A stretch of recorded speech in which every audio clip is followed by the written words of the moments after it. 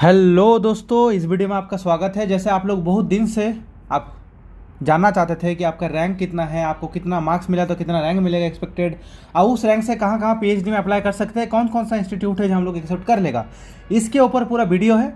उसके अलावा गेट के थ्रू और कहाँ कहाँ आप अप्लाई कर सकते हैं, क्या क्या जॉब में अप्लाई कर सकते हैं, उसको छोड़ के, जॉब को छोड़ के, और कहाँ कहाँ इसको इस्तेमाल कर सकते हैं आपके करियर पर्सपेक्टिव में। तो ये वीडियो आपको बहुत हेल्प करेगा। वीडियो को ध्यान से देखिएगा, बहुत ज़्यादा एनर्जी लगा के, बहुत सारी चीज़ें ढूंढ के आप लोगों के लिए ये चीज़ मैं बनाया हूँ। ठीक है, तो एक्सपेक्टेड कट ऑफ के ऊपर एक वीडियो मैंने लाइव आया था और बताया था आप लोगों को कि 70 से 80 के रेंज में गेट एक्सेल जो होता है आपका 1 से 10 रैंक, 1 से 20 रैंक के आसपास बच्चे होते हैं। This is expectations, not exactly the same.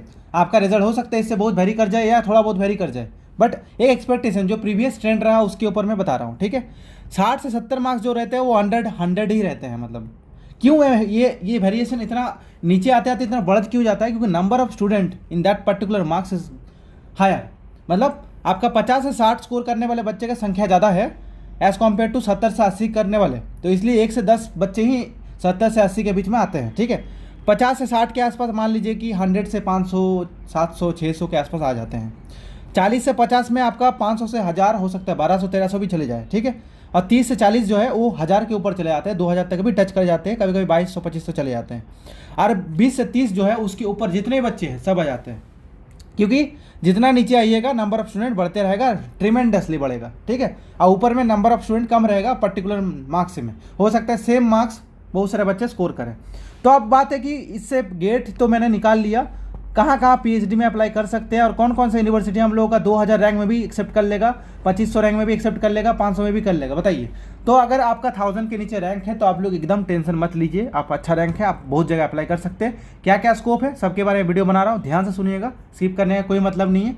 ये आपका 10 मिनट बहुत इफेक्टिव रहेगा और गारंटी के साथ बता सकता हूँ बहुत सारी चीज़ें आपको सीखने को मिलेगा। ठीक है, तो फुली फंडेड पीएचडी मिल जाएगा।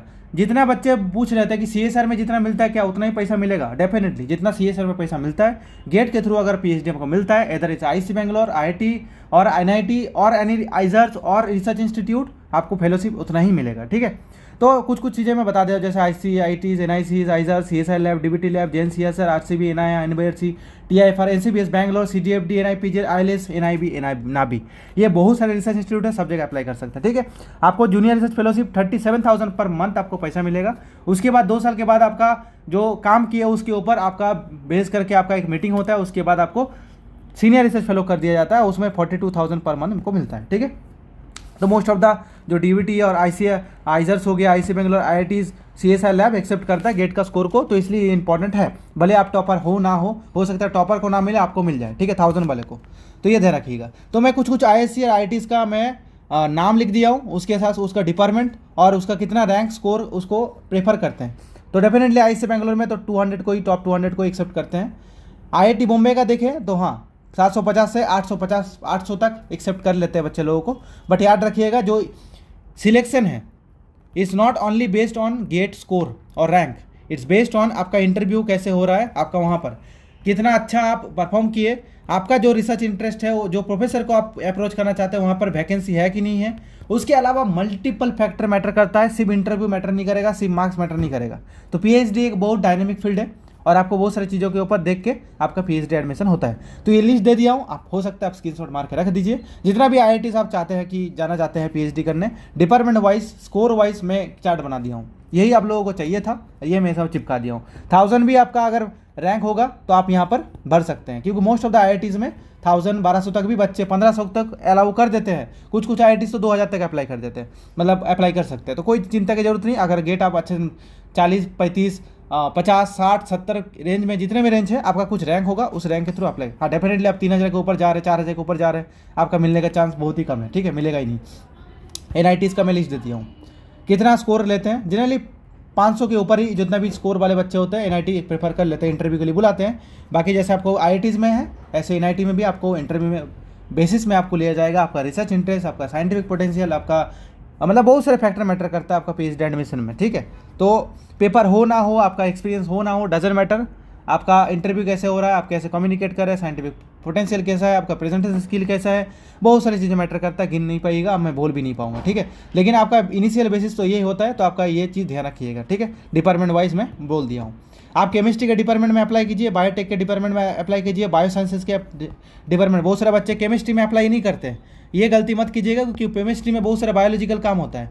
तो आप बायोलॉजिकल डिपार्टमेंट, IIT हो कि IC हो, NIT हो कि कुछ भी हो, आपको केमिस्ट्री के डिपार्टमेंट में छानबीन करना है, क्योंकि वहाँ पर बायोलॉजी वाले बहुत सारे होते हैं। ठीक है, कुछ कुछ बायोटेक लाइफ साइंसेज डिपार्टमेंट्स होता है, जैसे जैन CSR हो गया, रीजनल सेंटर फॉर बायोटेक्नोलॉजी हो गया, ये आपका JRF पोजीशन एक्सेप्ट करता है। PhD में तो अभी RCB कर नहीं रहे, बट हाँ JRF में कर लेते हैं, तो JRF में अप्लाई कर सकते हैं। बहुत सारे इंस्टीट्यूट हो सकता है गेट में PhD में करे ना करे, बट JRF पोजीशन में जूनियर रिसर्च फेलोशिप जो होता है, जिसका पोजीशन के लिए अप्लाई करते हैं, बहुत सारे बच्चे को बाहर अप्लाई करना होता है, तो वो JRF पोजीशन में अप्लाई करके कुछ दिन काम करते हैं, पेपर छापते हैं, फिर बाहर जाते हैं अप्लाई करने के लिए PhD। तो वो बच्चे JRF मतलब गेट है तो आप अप्लाई कर सकते हैं, क्योंकि CSR सबका क्वालिफाई होता नहीं है, जिसका CSR होता नहीं है, जिसका गेट हो गया, गेट से भी काम निकल जाएगा, नहीं यहाँ पार हो जाता है।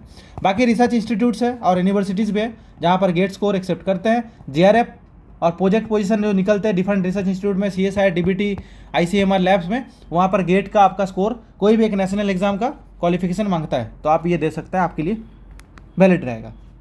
जो रिसर्च इंस्टीट्यूट्स है वहाँ पर भी गेट का स्कोर एक्सेप्ट करते हैं। मैं आपको जैसे बताया था कि आप केमिस्ट्री का डिपार्टमेंट, आपका chemical sciences, biological sciences, food department, food technology department में जाके बायोलॉजी वाले बच्चे और केमिस्ट्री वाले बच्चे जाके अप्लाई कर सकते हैं। उसके अलावा डिपार्टमेंट DBT इंस्टीट्यूट्स है, वहाँ पर भी अप्लाई कर सकते हैं। ये सब DBT कोर्स है, 500 प्लस बच्चे, 1000 वाले बच्चे भी अप्लाई कर सकते हैं, कोई दिक्कत नहीं। ठीक है, उसके बाद इंडियन इंस्टीट्यूट जो आइजर्स है, वहाँ पर भी अप्लाई कर सकते हैं गेट के थ्रू। बहुत सारी जगह पे देखिए वैलिड गेट स्कोर होना चाहिए, बस क्वालिफाइड गेट स्कोर होना चाहिए, देखिए लिखा हुआ है, बहुत इजी है, मतलब आपको टेंशन लेने की जरूरत नहीं अगर आप क्वालिफाई करती है। आप बहुत सारे बच्चे बोलते हैं कि गेट के थ्रू और क्या क्या कर सकते हैं, तो ये वीडियो में पूरा दूंगा, मैं जैसे बताया था आपको पूरा फुल डिटेल्स रहेगा।